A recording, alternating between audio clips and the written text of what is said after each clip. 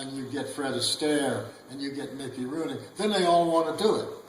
So, and as time went on, they could get anybody they wanted.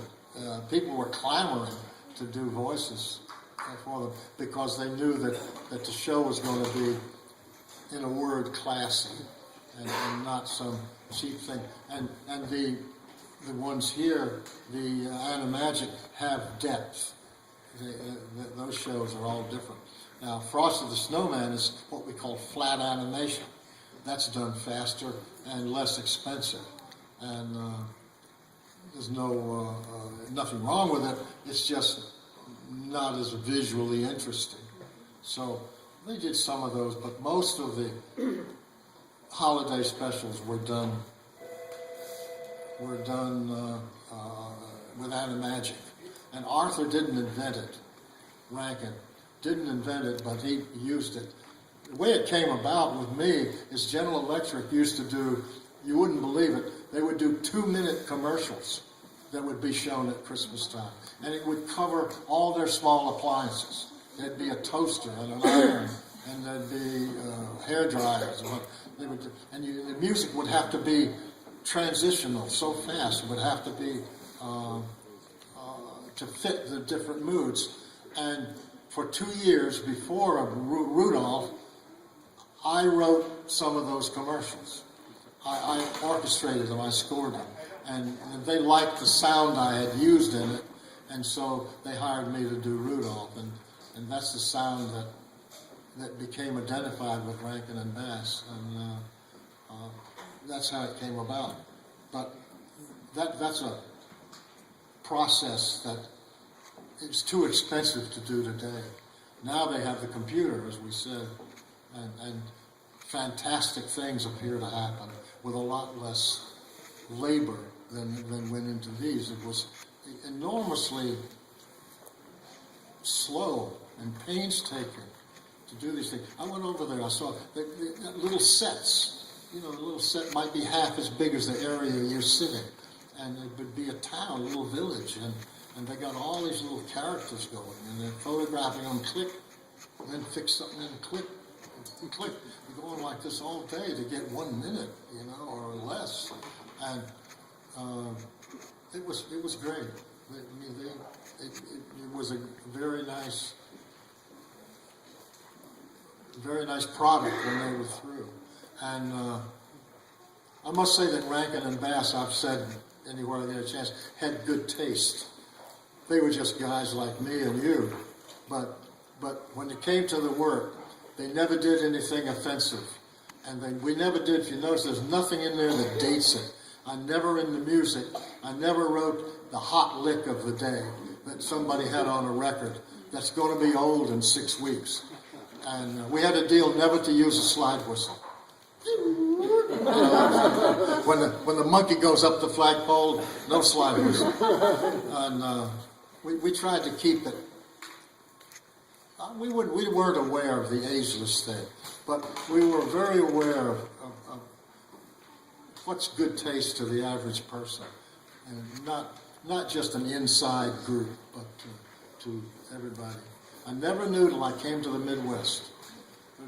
Karen used to tell me that my work was worth a lot more than I thought, because in New York, it's cynical. Everybody said, "What are you doing? You still doing those cartoons?" And I said, "Yeah, I'm still doing those cartoons." And in the meantime, they would love to be doing them. And but it's just like any business. People get cynical about it. I came out here and everybody was singing the songs. They knew the songs. They watched them on TV, and it was a great feeling. And I realized that I hadn't wasted my time. You know, it was good. And so I've been very pleased. We've had a very nice life out here. And if someone has a question, I've about run out of. From here on, you're going to go to sleep. Anybody have a question? Anything else? Yes, sir. I just came in late, so did you write Rudolph Reindeer? I'm a little confused. I mean, I kind of know who you are, sort of, but I missed the whole first 45 minutes. Just for those of us that came in late. Oh, you want me to start over? My name is Maury Laws. And I did not write Rudolph. I was a musical director. And I fashioned the music and directed the music.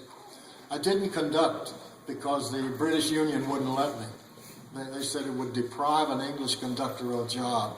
So I sat in the booth and directed the director. Well, doesn't that leave an obvious question why it couldn't have been recorded in New York in the first place? Because in New York, it was much more expensive in those days.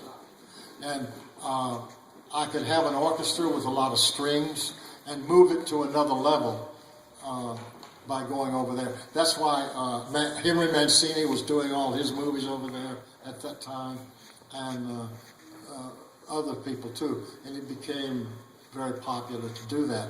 We were allowed to do it if at least part of your film was shot out of the country.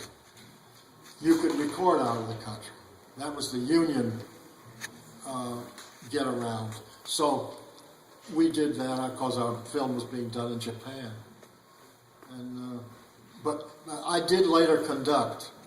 So we made a deal with the British Union to pay an English conductor to just stay home. And that's true. So, and then they let me conduct. And that saved us the trouble. But the English conductor, yes. You did the voice of Donner. Did you get a chance to do other voice work for other pictures? You did the voice of Donner. No, I didn't do any voices. I just have the puppet. Oh, okay. I just wrote the music. Okay. Or I scored the music. You mentioned Boris Karloff at first. Was that a joke, or did you actually? It's not a joke, but not this film. Oh, I understand that. We did a movie called Mad Monster Party. Oh, okay, sure. And it's played on Turner sometimes at Halloween. It's still around. It has Phyllis Diller. It has a lot of people in it. Boris Karloff is in it, and he sings a song. He more or less recites the song. It's called "Stay One Step Ahead," and you got to get up from that bed, and all those obvious rhymes. And so I think I'm the only person who ever wrote a song for Boris Karloff. And music was played behind him, and he more or less recited it. But it's called singing. So you wrote songs for that movie? I did. I wrote like all the songs for that movie. It was like 65 or 6, wasn't it? That's right. For Joseph E. Levine. We did, and The Daydreamer, we did 3 pictures for him. And but they're not holiday, so I left them home.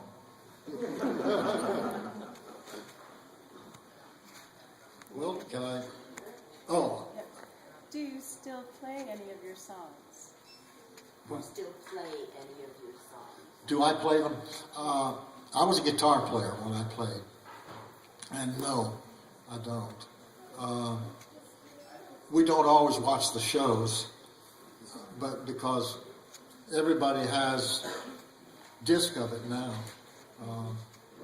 Funny thing, I didn't have anything. I had a few air checks. To answer your... No, I really don't. I should. One of the TV stations was coming to talk to me some years back, and we didn't have any of these shows, and I figured they'd want to see them, so I went out to buy them.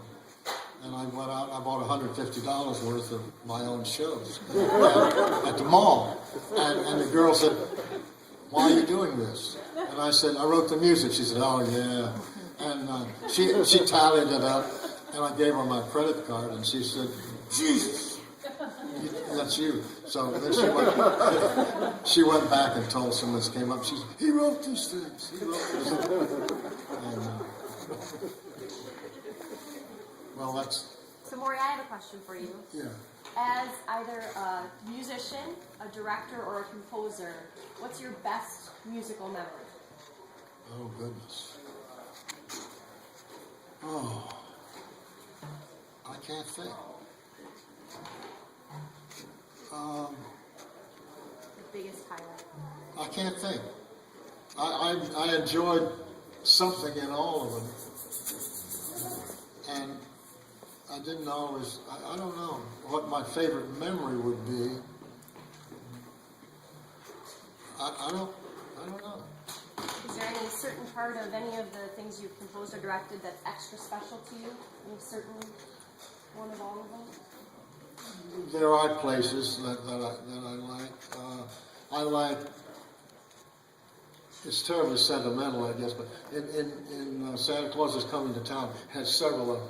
That I think Santa Claus is Coming to Town is probably my favorite show. All because Mickey Rooney was so good, and it sort of hung together. And Fred Astaire is in it, and Fred Astaire does a song at the end called "What Better Way to Tell You." It was a little children's song when he gets married, when Santa marries Mrs. Santa out in the snow, and I like that moment. I like "Stay One Step Ahead," and I think. The Heat Miser was written in about 10 minutes. It's one of those. It's one of those things that just flies off, you know. But now, in retrospect, I see what the visual people did with it, and that little character with the flaming hair comes out. That's one of my favorite moments. And don't know. The Hobbit. Well, The Hobbit, yeah. But I don't know what a favorite moment is. You wrote something. Oh, that. Yeah, I've been politically incorrect. There's a death scene in The Hobbit. The music cue was called Thorin's Death. This is Tolkien for any of you people who read Tolkien, and there's a place where Thorin is dying, and he's a warrior and a thinker. And I wrote this piece of music, and I told Karen that I wrote it for her, and because it's a pretty piece, and that's a favorite moment. You wrote things for shows for NBC. Yes, I wrote a thing about the 8th Air Force in World War II, a documentary that had original music, and these were Karen's. Karen worked for NBC News in New York for 18 years, and she co-produced and produced documentaries. And I wrote music for a World War II, 8th Air Force, the bombing things. And then there was the Vatican. They spent a lot of time photographing the Vatican collections when Pope John was the Pope. And I wrote music for that, and that was special. But I like something in each one of them, I think. And I wrote music I didn't really like because sometimes the music that fits the scene isn't your favorite kind of music.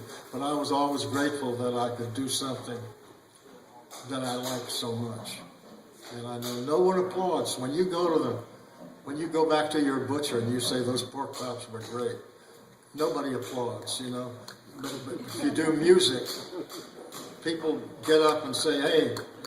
So we get much more thanks for our work than most people, and I'm considered lucky. And, yes. Do you have any children? Yes, 3 children. Karen and I have a son. He's the youngest, and I have 2 by a former marriage. I have a daughter who lives in Phoenix or near there, and a son who lives on Cape Cod. And I have no grandchildren. But it's not too late. And our son John lives in Chicago, and we have a nice family. They all like me. Well, they act like they do, and they love Karen. Did your children inspire you as you wrote? No.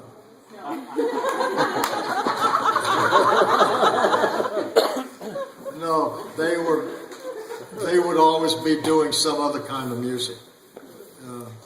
They were respectful, but it wasn't for them. You wrote for John, didn't you?